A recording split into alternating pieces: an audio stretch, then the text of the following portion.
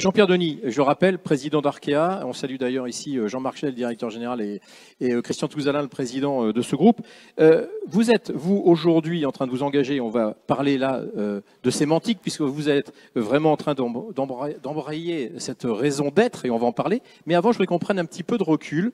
Est-ce que vous avez l'impression qu'on est en train de vivre une nouvelle tendance, une nouvelle mode, ou est-ce qu'on est sur quelque chose de plus profond, et que ce qu'on est en train de se dire aujourd'hui, on va le vérifier très rapidement et partout? Je crois qu'on parle là vraiment de démarche de conviction, et rien ne serait pire dans ces matières que de faire semblant, de tomber dans des logiques de marketing ou de communication. Ce qu'il faut clairement faire aujourd'hui, en tout cas, c'est comme ça que nous appréhendons ces nouvelles problématiques, c'est au fond s'interroger sur les missions qui sont celles de l'entreprise qu'on a la chance de servir tous les jours, dans un environnement qui change. Je crois que ce qu'il faut bien comprendre, c'est que le monde change radicalement. Pas besoin d'insister. Chacun sait qu'aujourd'hui, les préoccupations se déclarent différemment que par le passé, sur le terrain environnemental, sur le terrain sociétal, sur le terrain territorial. Je le dis devant le président de la région, qui en a fait, je crois, un axe important de son travail. La fragilité des territoires, c'est un sujet auquel les entreprises ne peuvent pas, dont les entreprises ne peuvent pas se désintéresser. Donc notre conviction aujourd'hui, c'est que la performance d'une entreprise ne se résume pas à sa performance économique mesurable à travers le compte de résultats tel qu'on a l'habitude de l'apprécier, de l'évaluer. On a vécu des décennies de croissance économique tirées par cette exigence de performance qu'on qualifiait de financière quand on ne l'aimait pas, ou de performance économique quand on était un peu plus complaisant, je dirais, avec la chose. Aujourd'hui, clairement, la performance de l'entreprise, elle est extra-financière. Et les entreprises ne peuvent plus avoir une conception, je dirais, auto-centrée de leur rôle. Bien sûr, une entreprise, ça doit, d'abord et avant tout, dégager de la performance. Que seraient les discours sur la raison d'être s'il n'y avait pas derrière un vrai soubassement économique? Mais on sait aussi que nos parties prenantes externes, mais aussi internes, nous attendent sur d'autres sujets. Les jeunes collaborateurs aujourd'hui que nous devons les uns et les autres convaincre, séduire, nous interrogent sur le sens qu'on veut donner à notre développement. Ce sont eux qui sont en questionnement. On est passé de modes d'ailleurs d'organisation dans les entreprises assez verticaux, assez hiérarchiques, à des modes d'organisation différents. Alors justement, pourquoi vous, aujourd'hui, vous engagez dans cette démarche? C'est parce que les jeunes, vous cherchez à recruter, ne venaient pas vers la société, il fallait leur donner du sens et... D'abord, on constate que le groupe Arkea, c'est un groupe de 10 500 collaborateurs aujourd'hui. Tout secteur confondu, ça doit nous faire figurer dans le top 100 des entreprises françaises. Je dirais que toutes les entreprises, petites, moyennes et grandes, sont questionnées. Mais singulièrement les grandes, qui ont les moyens sans doute de développer des approches nouvelles, de répondre autrement aux défis, je le disais, environnementaux, sociétaux, territoriaux, qui sont les nôtres. Mais la banque, de façon générale, le secteur financier, a pour lui, en l'occurrence, un mérite ou une chance, c'est qu'il a entre les mains toute une série de leviers d'action qui vont bien au-delà de sa propre empreinte. Une banque... c'est de la gestion de l'épargne, ce qu'on appelle la gestion d'actifs. C'est la capacité, à travers des allocations de ressources, d'orienter intelligemment, en donnant un peu de sens à ce qu'on fait, nos produits de placement et d'épargne. Un établissement comme le nôtre, bien évidemment, c'est tous les ans plus de 10 milliards d'euros de financement mis en place au service du développement de l'économie.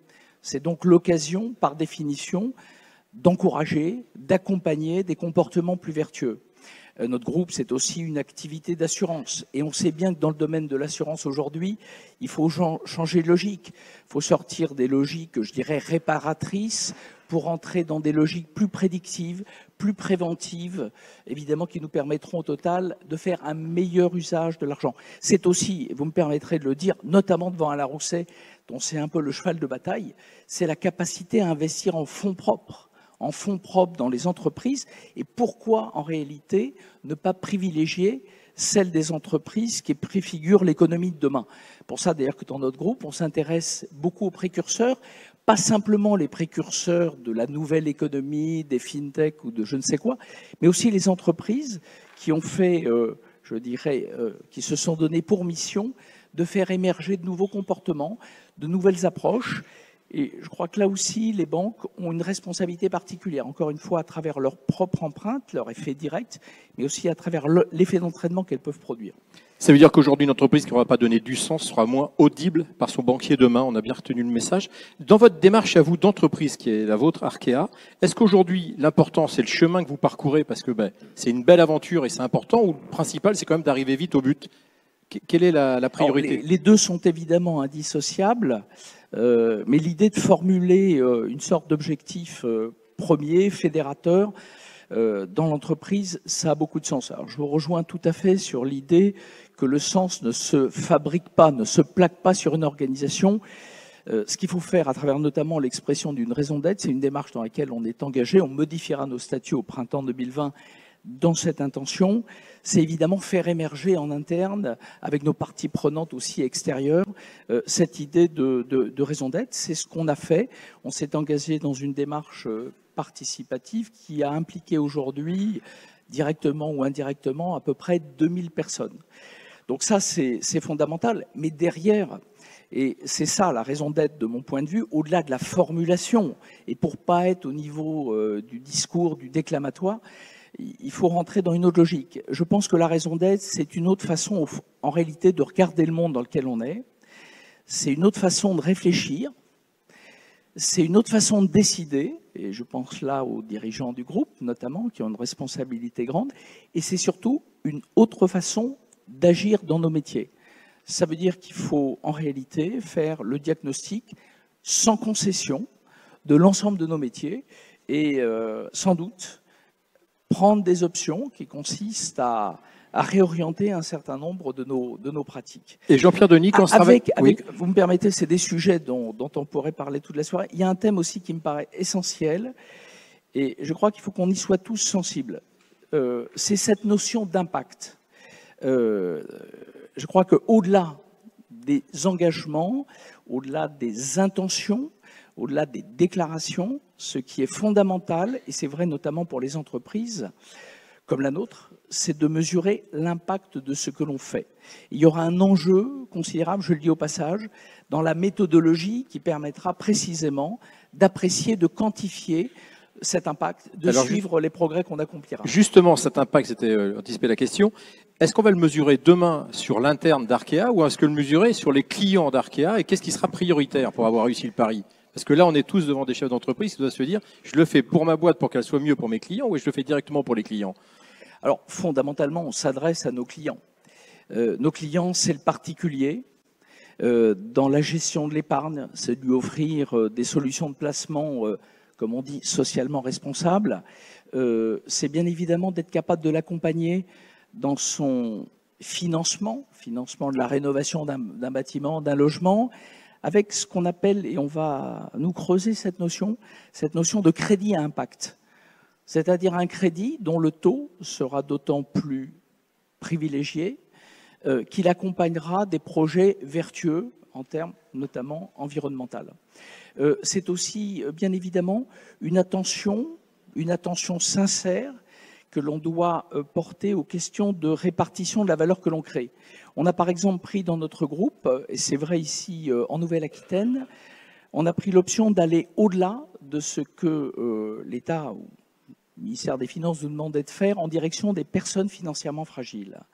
On a décidé d'affecter environ 5% de notre résultat annuel à l'accompagnement des personnes qui, à un moment donné de leur vie, dans le cadre d'un accident de parcours, rencontrent des difficultés. Mais nous le faisons à travers des solutions financières et surtout des solutions d'accompagnement, de coaching. Alors, ça vaut pour le particulier, donc il y a toute une série de champs, évidemment, à investir, mais ça vaut aussi, bien sûr, pour les entreprises, dans la gestion de leur placement, plus encore dans leur financement, et notamment le financement haut de bilan, qui est un sujet sur lequel, en France, on a encore beaucoup de marge de progression. C'est vrai des collectivités locales. Pourquoi ne pas développer ces formes de crédit à impact et donc prévoir des solutions très avantageuses pour les collectivités locales qui, en matière de déchets, en matière de gestion de l'eau, en matière de gestion des transports, font des choses qui créent de la valeur. C'est vrai de l'agriculture, on l'évoquait tout à l'heure, il y a toute une série de filières, notamment de filières de proximité qu'il faut aujourd'hui accompagner. Il y a aussi, je pourrais en dire un mot, tout ce que l'on peut faire du côté des associations. Clairement, on a, avec le monde associatif, un formidable relais. Aujourd'hui, notre rôle à nous, banquiers, c'est aussi de se positionner sur des sujets de cette importance. Donc, c'est de nouvelles approches, de nouveaux services, et je dirais, le mot va sans doute heurter de la part d'un banquier, mais une autre forme de regard, un peu plus de bienveillance aussi dans l'approche de ces sujets.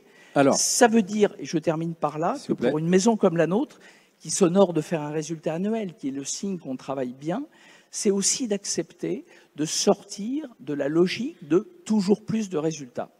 On est très fiers des résultats que l'on fabrique, mais plus que le résultat, ce qui compte dans une maison comme la nôtre aujourd'hui, c'est la répartition de la valeur que l'on crée. Quand on vient donner un coup de pouce à des personnes financièrement fragiles, ce n'est pas en améliorant le résultat. Et pourtant, au total, je pense qu'on est plus utile dans notre environnement que si on ne le faisait pas.